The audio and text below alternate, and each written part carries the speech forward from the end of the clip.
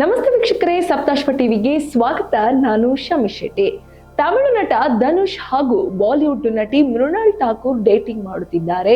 February 14ರಂದು ಮದುವೆಯಾಗ್ತಾರೆ ಎಂಬ ಸುದ್ದಿ ಸಾಮಾಜಿಕ ಜಾಲತಾಣಗಳಲ್ಲಿ ಭಾರಿ ಚರ್ಚೆಗೆ ಕಾರಣವಾಗಿತ್ತು.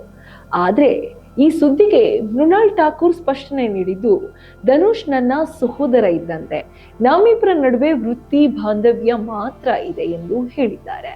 ಈ ಕುರಿತು ಹೇಳಿಕೆ ನೀಡಿರುವ ನಟಿ, ನನ್ನನ್ನು ನನ್ನ ಕೆಲಸವೇ ಪರಿಚಯಿಸಬೇಕು ಎಂಬ ನಂಬಿಕೆ ನನಗಿದೆ.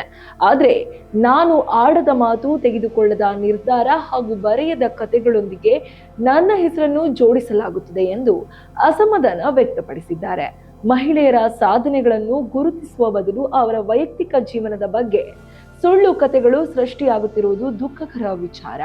ನಾನು ಮೌನವಾಗಿರುವುದರ ಅರ್ಥ ಏನೂ ಮುಚ್ಚಿಡುತ್ತಿದ್ದೇನೆಂದಲ್ಲ. ನನ್ನ ವೈಯಕ್ತಿಕ ಜೀವನದ ಸಾರ್ವಜನಿಕ ಅನುಮೋದನೆ ಅಗತ್ಯವಿಲ್ಲವೆಂಬುದು ನನ್ನ ನಂಬಿಕೆ ಎಂದು ತಿಳಿಸಿದ್ದಾರೆ. ಧನುಷ್ ಮತ್ತು ಮೃಣಾಲ್ ಠಾಕೂರ್ ಒಟ್ಟಿಗೆ ಕಾಣಿಸಿಕೊಂಡ ಕೆಲವು ಸಂದರ್ಭಗಳನ್ನು ಆಧರಿಸಿ ಅಭಿಮಾನಿಗಳು ಹಾಗೂ ಕೆಲವು ಮಾಧ್ಯಮಗಳು ಇವರಿಬ್ಬರ ನಡುವೆ ಪ್ರೇಮ ಸಂಬಂಧವಿದೆ ಎಂದು ಊಹೆ ಮಾಡಿದ್ರು. ಆದ್ರೆ ಫೆಬ್ರವರಿ 14ರಂದು ಮದುವೆ ಆಗ್ತಾರೆ ಎಂಬ ವದಂತಿ ಕೂಡ ಇದರೊಂದಿಗೆ ಹಬ್ಬಿತ್ತು. ಈ ಸುದ್ದಿ ಅಭಿಮಾನಿಗಳಲ್ಲಿ ಕುತೂಹಲ ಮೂಡಿಸಿದರು. ಮೃಣಾಲ್ ಅವರ ಸ್ಪಷ್ಟನೆ ಎಲ್ಲರಿಗೂ ಅಚ್ಚರಿ ತಂದಿದೆ. ಹೌದು, ಮೃಣಾಲ್ ಹೇಳಿರುವಂತೆ ಧನುಷ್ ನನ್ನ ಸಹೋದರ ಇದ್ದಂತೆ, ನಮ್ಮಿಬ್ಬರ ನಡುವೆ ವೃತ್ತಿ ಸಂಬಂಧ ಮಾತ್ರ ಇದೆ.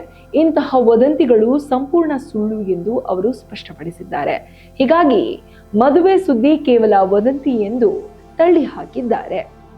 ಇನ್ನು ಧನುಷ್ ಮತ್ತು ಮೃಣಾಲ್ ಇಬ್ಬರು ತಮ್ಮ ತಮ್ಮ ಕ್ಷೇತ್ರದಲ್ಲಿ ಯಶಸ್ವಿ ನಟರು. ಇತ್ತೀಚೆಗೆ ಕೆಲವು ಚಿತ್ರಗಳಲ್ಲಿ ಒಟ್ಟಿಗೆ ಕೆಲಸ ಮಾಡಿದ ಕಾರಣದಿಂದ ಇವರಿಬ್ಬರ ನಡುವೆ ಸ್ನೇಹ ಕೂಡ ಬೆಳೆದಿತ್ತು. ಆದ್ರೆ ಇದನ್ನು ಪ್ರೇಮ ಸಂಬಂಧವೆಂದು ಅರ್ಥೈಸಿರುವುದು ತಪ್ಪಾಗಿದೆ.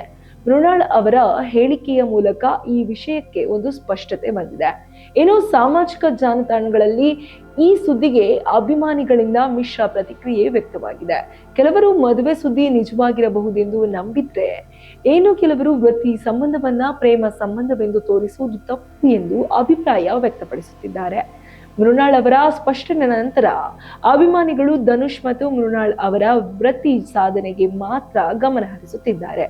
ಒಟ್ಟಿನಲ್ಲಿ ಧನುಷ್ ಮತ್ತು ಮೃಣಾಲ್ ಠಾಕೂರ್ ನಡುವಿನ ಡೇಟಿಂಗ್ ಹಾಗೂ ಮದುವೆ ಸುದ್ದಿ ಕೇವಲ ವದಂತಿಯಂತಾಗಿದೆ.